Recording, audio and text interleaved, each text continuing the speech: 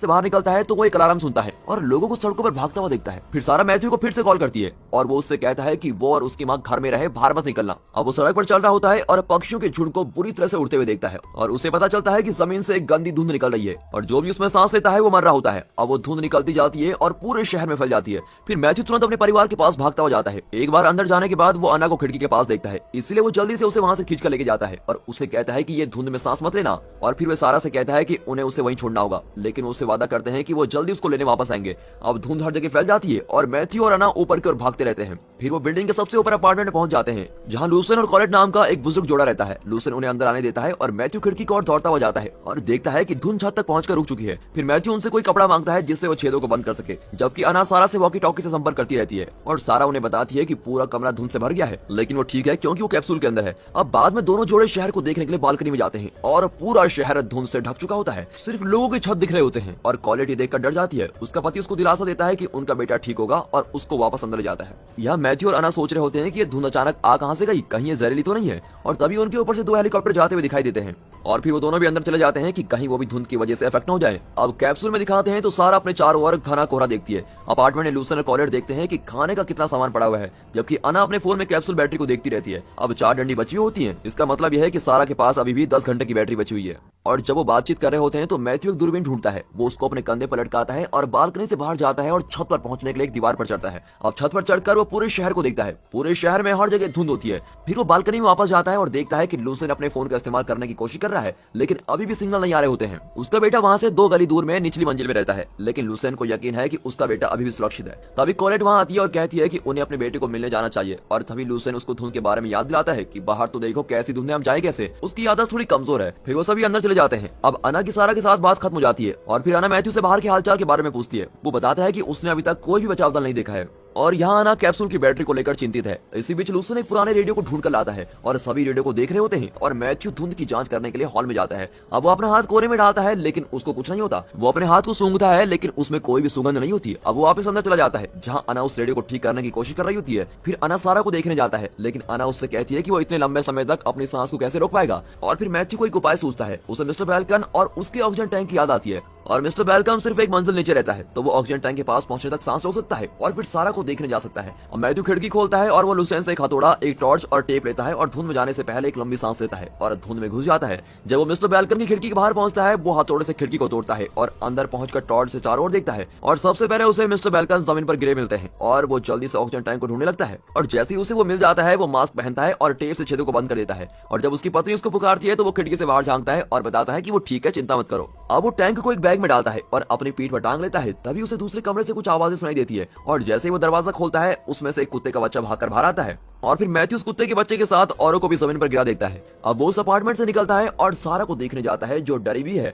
फिर Matthew capsule की battery बदलने से पहले उसके लिए खाना, एक टॉर्च और वॉकी टॉकी के लिए कुछ बैटरी छोड़कर जाता है और वो सारा से कहता है कि वो जल्दी उसको बचाने जरूर आएगा। अब ऊपर जाने के बजाय वो बाहर जाने का फैसला करता है जहाँ उसे सड़कों पर हर जगह लाशें मिलती है। वो अलग अलग कार्स की बैटरी निकाल रहा होता है, तभी उसे एक सीटी सुनाई देती है और वो देखने के लिए जाता है कि वो कहाँ से आ रही है। फिर वो कुछ सैनिक लोगों को देखता है जो वहाँ से कुछ लोगों को बाहर निकाल रहे होते हैं और हर किसी ने मास्क पहना होता है। और जब वो पूछता है कि यहाँ पर क्या हो रहा है, तो एक सैनिक उसको बताता है कि वो लोगों को मौन मारते लेके जा रहा है जो एक पहाड़ वाली जगह पर है और इसलिए वहां धुंध नहीं पहुंच सकती। अब वो ये भी कहते हैं कि वो नहीं जानती कि कहां से आ रहा है और पता नहीं कहां तक पहुंच सकता है। फिर मैथ्यू को एक मास्क देने के बाद सैनिक उसको अपने साथ ले जाने की कोशिश करता है, लेकिन मैथ्यू कहता है कि मेरा यहाँ पर परिवार है, मुझे उसकी देखभाल करनी होगी। और फिर मैथ्यू जाते जाते उनसे एक एक्स्ट्रा मास्क भी मांग लेता है। इसी बीच सारा और अन्ना वॉकी टॉकी से बात कर रहे होते हैं। सारा अपने पिता के बारे में बहुत ही चिंतित रहती है और फिर अन्ना उसको कहती है कि उन्हें कुछ नहीं होगा, तुम एक्सरसाइज पे ध्यान दो। और तभी मैथ्यू वापस आ जाता है और जैसे जैसे बुजुर्ग करीब आते हैं, वो सभी को बताता है कि उसने क्या देखा और उन्हें बताता है कि उन्हें वही रात बितानी होगी। अब वो अन्ना से पूछता है कि क्या वो सारा को देखने जाना चाहती है, लेकिन वो कहती है कि अभी ये ठीक नहीं है क्योंकि हमारे पास ऑक्सीजन कम है और इसलिए हम तभी जाएंगे जब इमरजेंसी होगी।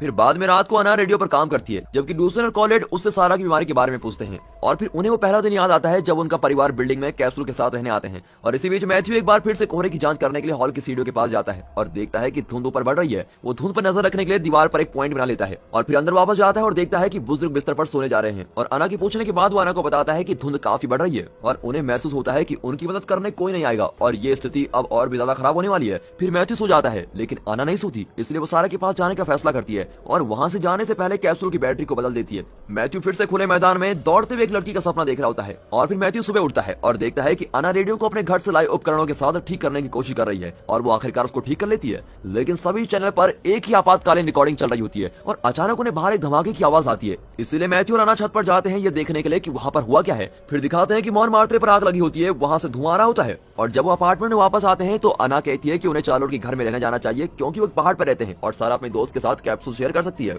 लूसेन सोचता है कि सारा अपने कैप्सूल से बाहर नहीं जा सकता, लेकिन मैथ्यू बताता है कि एक स्पेशल सूट की मदद से उसको वहां से जा सकता है, लेकिन वो पेरिस के बीच में एक प्रयोगशाला में है। और फिर अना कहती है कि वो पहले भी प्रयोगशाला में जा चुकी है, इसलिए उसे वहां जाना चाहिए और मैथ्यू उसकी रक्षा करने के लिए उसके साथ जाने का फैसला करता है। वो सारा के पास अपनी योजना के बारे में बताने जाते हैं और अगर उसे किसी चीज की जरूरत पड़े तो वो लूसेन के पास अपने वॉकी टॉकी से बात कर सकती है। और फिर सारा उन्हें नोई को देखने के लिए कहती है जो पास में रहता है। अब मैथ्यू और अना सड़कों पर निकलते हैं और वो जल्दी ही नोई के घर के पास पहुंच जाते हैं। वो अंदर जाने वाले होते हैं कि वहां एक कुत्ता जाता है और उनका पीछा करना शुरू कर देता है। अब वो उससे भागने लगते हैं और गाड़ियों से बचते बचते वो गलती से एक दूसरे से अलग हो जाते हैं। अना मैथ्यू के लिए आवाज लगाती है जिससे उसका ध्यान भटक जाता है और वो सीधे नदी में गिरता है और अना एक कार के पीछे छुप जाती है, लेकिन वो गलती से शोर कर देती है तो कुत्ता फिर से उसका पीछा करना शुरू कर देता है। अब अना बहुत ही हताश और भयभीत हो जाती है और एक बस में चढ़ जाती है और कुत्ता उसका पीछा करता ही रहता है, लेकिन तभी कुत्ता उसके पीछे एक सूटकेस में फंस जाता है जिसकी वजह से वो आगे नहीं बढ़ पाता और अना इस बात का फायदा उठाती है और बस की खिड़की से वहां से निकल जाती है और मैथ्यू को ढूंढने के लिए नदी के पास दौड़ती हुई जाती है और उसे मैथ्यू कहीं नजर नहीं आता, इसलिए वो सड़क पर उसको ढूंढती रहती है। तभी मैथ्यू तैरकर सीढ़ियों के पास जाता है जबकि अना शहर का नक्शा देख रही होती है।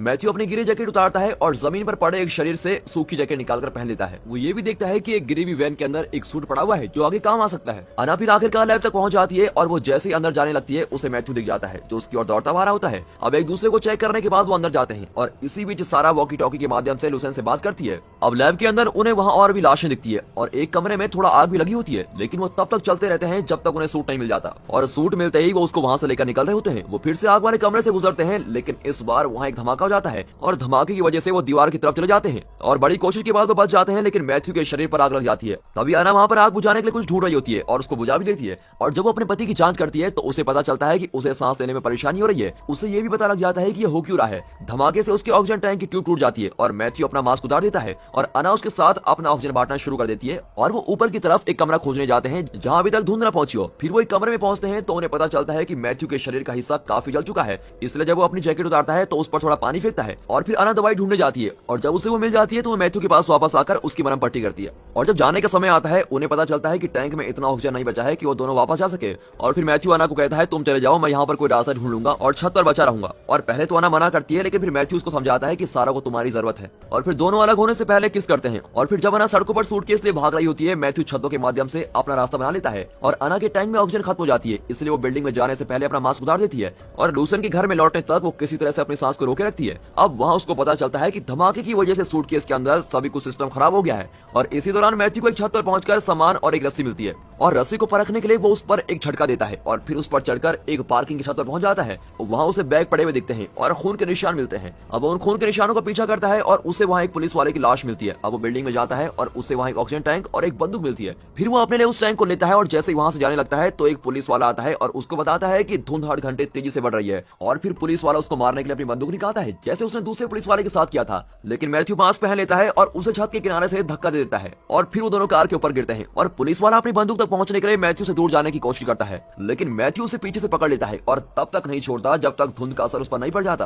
अब अपार्टमेंट में दिखाते हैं सारा और अना वॉकी टॉकी की मदद से एक दूसरे से बात कर रहे होते हैं और फिर सारा पूछती है कि क्या हम मर जाएंगे, क्या ये चीजें ऐसे खत्म हो जाएंगी। और तभी अना बताती है कि वो एक साइंटिस्ट है, इसलिए वो विश्वास नहीं कर सकती कि ये धुंध कोई दिव्य या जादू है, ये जरूर किसी चीज का रिएक्शन होना चाहिए। वो बातें कर रहे होते हैं कि तभी अना के फोन में आता है कि वहां पर बैटरी खत्म होने वाली है। फिर मैथ्यू सड़क पर दौड़ रहा होता है और अना कैप्सूल की बैटरी बदलने के लिए तैयार हो जाती है और पता चलता है कि कैप्सूल की बैटरी 10 मिनट में खत्म होने वाली है। और फिर लूसेन कहता है कि वो बैटरी बदलने के लिए जा सकता है क्योंकि वो सोचता है कि वो एक आदमी है और उसकी उम्र ज्यादा है, तो अगर उसको कुछ हो भी जाता है तो कोई बात नहीं, लेकिन अना मना कर देती है। अब सारा के साथ एक और छोटी सी बातचीत के बाद अना अपार्टमेंट से बाहर निकलती है और सारा के पास पहुंच जाती है जिसकी बैटरी ऑलमोस्ट खत्म हो चुकी है। अब सारा देखती है कि उसकी माँ ने मास्क नहीं पहना है और उसके लिए बड़ी चिंतित होती है, लेकिन अना सिर्फ कैप्सूल की बैटरी को बदलने पर ध्यान देती है। जैसे ही वो बैटरी बदल लेती है तो वो भागते वहां से बाहर निकल जाती है। अब कुछ देर बाद मैथ्यू वहाँ आता है और सारा उसे बताती है कि यहाँ पर क्या हुआ था। अब उसकी बात सुनकर वो ऊपर की ओर भागता है और अन्ना को सीढ़ियों पे गिरा हुआ पाता है। सारा उसको रोते हुए सुनती है और अपार्टमेंट में पहुंचते ही उसे वापस वॉकी टॉकी पर बुलाती है। वो बालकनी में जाता है और उसे अन्ना के बारे में बताता है।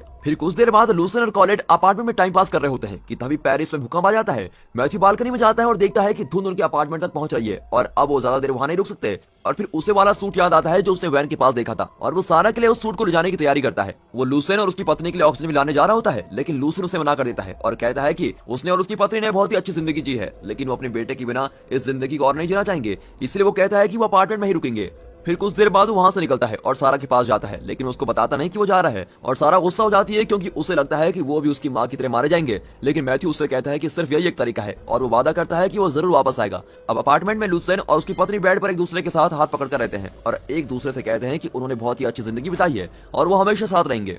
और उसके बाद वो अपनी आंखें बंद कर लेते हैं और धुंध उनके कमरे में आ जाती है। अब बाहर दिखाते हैं तो मैथ्यू जल्दी उस सूट को ढूंढ लेता है और सूट लाने के बाद वो घर की तरफ वापस दौड़ता है और रास्ते में उसे चाबियों के साथ एक स्कूटर मिलता है, इसलिए वो उस स्कूटर में जाने का फैसला करता है। लेकिन जैसे ही वो बिल्डिंग के पास पहुंचता है अचानक से एक लड़का उसके सामने आ जाता है और मैथ्यू उसको बचाने के लिए अचानक मुड़ता है और उसका एक्सीडेंट हो जाता है। अब कैप्सूल में सारा मैथ्यू को वॉकी टॉकी से कॉल करने की कोशिश करती है, लेकिन इससे कोई फायदा नहीं होता। तभी एक रहस्यमय व्यक्ति उनके सामने आता है और सड़क पर मैथ्यू धीरे धीरे होश में आता है और देखता है कि उसके सर पर काफी चोट आई हुई है। वो सूट और वॉकी टॉकी को उठाता है और अपनी बेटी को संपर्क करने की कोशिश करता है। वो कुछ दूर जाता है, लेकिन चोट के दर्द की वजह से वो ज्यादा दूर तक नहीं जा पाता और वो किसी तरह से खड़ा ही रहता है और अपनी तरफ दो परछाइयों को आते हुए देखता है। वो सारा और नोई होते हैं। सारा भागते हुए मैथ्यू की तरफ आती है और अपने पिता को पहली बार गले लगाती है। अब आखिरकार मैथ्यू अपने बेटे को गले लगा ही लेता है और सारा बताती है कि नोई इसको लेने आया था क्योंकि धुंध का असर युवाओं पर नहीं होता। मैथ्यू ये सुनकर बहुत ही ज्यादा खुश होता है और सारा के सर पर किस करने के लिए वो एक सेकंड के लिए अपना मास्क उतार देता है और उसे फिर गले लगा लेता है। मैथ्यू उससे कहता है कि आखिरकार वो अब आजाद है। फिर से आखिरी बार वही सपना दिखाया जाता है, लेकिन इस बार साफ दिखता है कि वो सारा है और उसके साथ नोई और उसके दोस्त होते हैं। मैथ्यू उठ जाता है और हमें दिखाते हैं कि कुछ समय बीत चुका होता है और चीजें बदल चुकी होती है। अब मैथ्यू कैप्सूल में रह रहा होता है और सारा बाहर उसका ध्यान रख रही होती है और उसके साथ वॉकी टॉकी पर बात करती रहती है। और दोस्तों यहाँ पर ये